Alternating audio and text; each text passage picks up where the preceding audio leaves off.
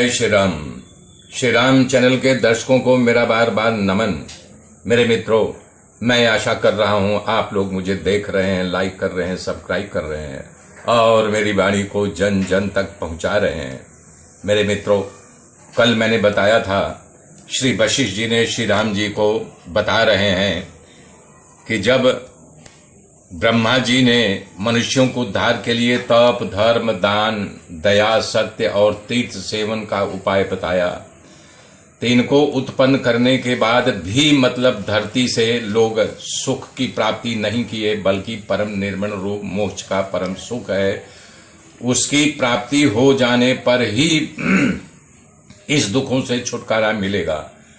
तो ब्रह्मा जी विचार करने के बाद, बहुत उपाय सोचने के बाद मोक्ष रूपी दरवाजा कैसे खुलेगा, तो उनके दिमाग में आया तप, दान, तीर्थ सेवन से नहीं, मात्र ज्ञान से ही मोक्ष का दरवाजा खुल सकता है।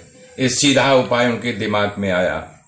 अतः हताश निराश इस जन समुदाय के दुख की निवृत्ति के लिए उन्होंने नूतन उपाय शीघ्र प्रकट किया। ऐसा विचार करके मुझे अपने मानसिक संकल्प से मेरा प्रागट हुआ। जब मेरा प्रागट हुआ तो उस कमल आसन पर बैठे हुए ब्रह्मा जी के पास मैं तत्काल पहुंच गया।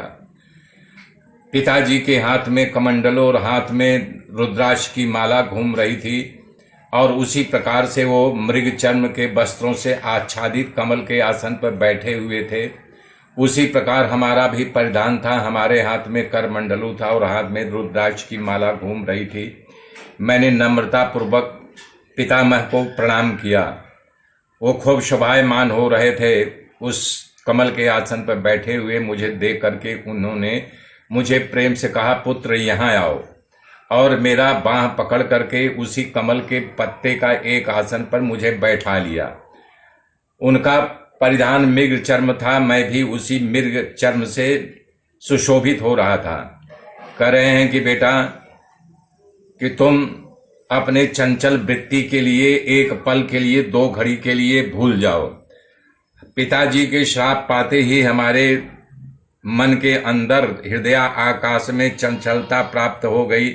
जैसे बंदर बानर बेड़ा करता है, चपल होता है, उसी प्रकार हमारे अंदर चपलता आ गई और मैं त्राहिमाम करने लगा। गरीब बाप रे बाप, पिताजी हमारे अंदर ये सांसारिक मनुष्यों की तरह ये कुविचार कहाँ से आ गया? हाय हाय, मैं इस कष्ट को कैसे दूर हो जाऊंगा? ये संसार नामक दोष मुझ में कहाँ से आ गया? यूं हृदय में विचार करके मैं चुपचाप बैठा रहा। मेरी दशा देख करके मेरे पिताजी ने मुझसे कहा, बेटा तुम क्यों चिंता करके दुखी हो रहे हो?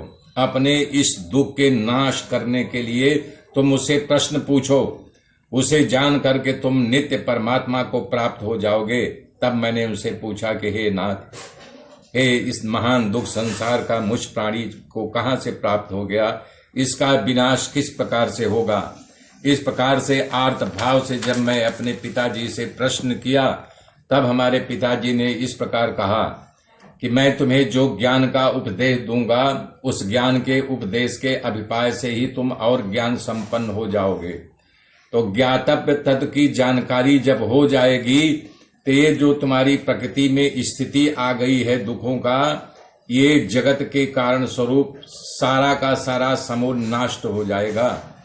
पिताजी ने मुझसे ऐसा कहा, पुत्र मैंने प्रथम तुमको जो श्राप दिया था कुछ देर के लिए, अब उस श्राप से तुम वंचित हो। तुम्हें समस्त अधिकारी जनों का सिद्धि के लिए इस संसार के जो ज्ञान दे रहा हूं, इस ज्ञान के ही प्राप्त होने पर जो हृदय आकाश में अशांति उठी हुई है, जो उत्कृष्ट चरम ज्ञान की प्राप्ति जब हो जाएगी, इससे ही मेरे अद्वितीय आत्मस्वरूप परमात्मा को प्राप्त कर लोगे। तो जो तुम प्राणियों का अनुग्रह के लिए भूलोक में जम्बूद्वीप भारत खंडे में जाकर के वहां तुम जन्म लो और वहां इसका प्रसार करो। तब वशिष्ठ जी उन्होंने बोध दिया। तब बता रहे हैं कि मेरा यहाँ आकर के जन्म हुआ, अवतार लिया, जो तुम्हारा कुल गुरु बना हूं। मेरे मित्रों, देखते रहिए, आगे फिर गाथा जोड़ूंगा। जय श्री राम, जय श्री राम, जय श्री